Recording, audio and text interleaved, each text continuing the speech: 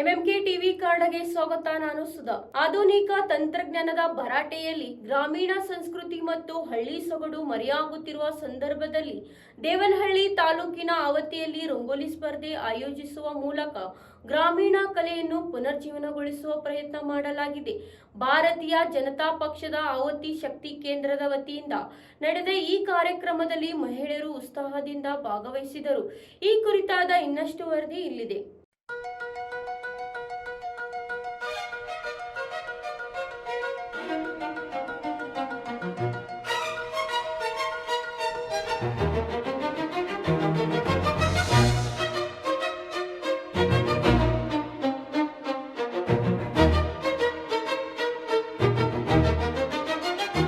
ಬೆಂಗಳೂರು ಗ್ರಾಮಾಂತರ ಜಿಲ್ಲೆಯ ದೇವನಹಳ್ಳಿ ತಾಲೂಕಿನ ಆವತಿ ವ್ಯಾಪ್ತಿಯ ಮುದ್ದನಾಯಕನಹಳ್ಳಿ ಗ್ರಾಮದಲ್ಲಿ ಗ್ರಾಮೀಣ ಸಂಸ್ಕೃತಿ ಹಾಗೂ ಹಳ್ಳಿ ಸೊಗಡನ್ನು ಉಳಿಸಿ ಬೆಳೆಸುವ ಉದ್ದೇಶದಿಂದ ರಂಗೋಲಿ ಸ್ಪರ್ಧೆಯನ್ನು ಆಯೋಜಿಸಲಾಯಿತು.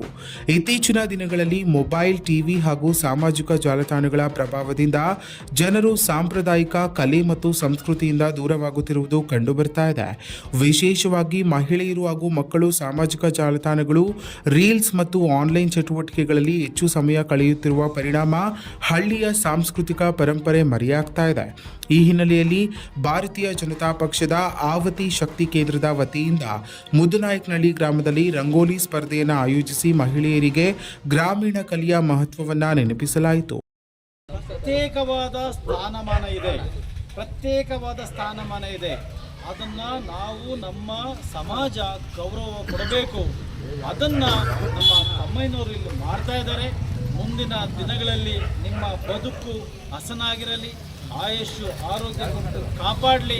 ಜೊತೆಗೆ ಇವತ್ತೇನು ರಂಗೋಲಿ ಸ್ಪರ್ಧೆಯಲ್ಲಿ ಏನು ಪ್ರಥಮ, ದ್ವಿತೀಯ, ತೃತೀಯನ್ನ ಬಹುಮಾನಗಳೇನಿದೆ ಎಲ್ಲರೂ ಕೂಡ ತಗೊಳ್ಳಿ. ಯಾರೂ ಕೂಡ ಹತಾಶರಾಗಬೇಡಿ. ನಾನು ಗೆಲ್ಲಬೇಕು, ತಾನು ಗೆಲ್ಲಬೇಕು ಅನ್ನೋ ಒಂದು ಆತರದಲ್ಲಿ ನೀವು ಕಲೆಯನ್ನು ಕೆಡಿಸಬೇಡಿ ಅಂತ ಹೇಳ್ತಾ ನನ್ನನ್ನು ಕರೆದು ಹೇಳಲು ಮಾತ್ರ ಅವಕಾಶ.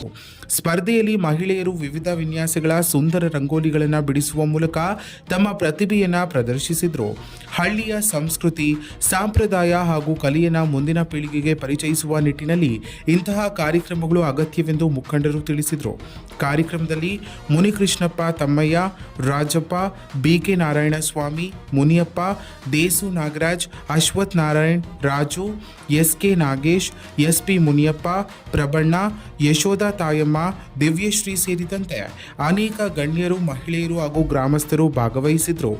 ಗ್ರಾಮೀಣ ಸಂಸ್ಕೃತಿಯನ್ನು ಉಳಿಸಿ ಬೆಳೆಸುವ ಸಂದೇಶದೊಂದಿಗೆ ನಡೆದ ಈ ರಂಗೋಲಿ ಸ್ಪರ್ಧೆ ಆವತಿ ಭಾಗದಲ್ಲಿ ಹಳ್ಳಿ ಸೊಗಡನ್ನು ಮತ್ತೊಮ್ಮೆ ನೆನಪಿಸುವಂತಾಯಿತು. ಅದನ್ನು ಬೆಳೆಸಬೇಕು. ಆ ಕೆಲಸ ಯಾರ ಕೈಲಾಗ್ತದೆ? ತಾಯಂದ್ರ ಕೈಯಲ್ಲಿ, ನಿಮ್ಮ ಕೈಯಲ್ಲಿ. ಯಾಕಂದ್ರೆ ಒಂದು ಸ್ತ್ರೀಯ ಒಂದು ಭಾವನೆ, ಆ ಸ್ತ್ರೀಯ ಒಂದು ಪ್ರೀತಿ ಆ ಮನೆಯನ್ನ ಬೆಳೆಸ್ತದೆ. ಆ ಮನೆ ಬೆಳೆದ್ರೆ ಗ್ರಾಮ ಬೆಳೀತದೆ, ಗ್ರಾಮ ಬೆಳೆದ್ರೆ ನಮ್ಮ ನಾಡಿನ ಸಂಸ್ಕೃತಿ ಬೆಳೀತದೆ ಅನ್ನುವಂತ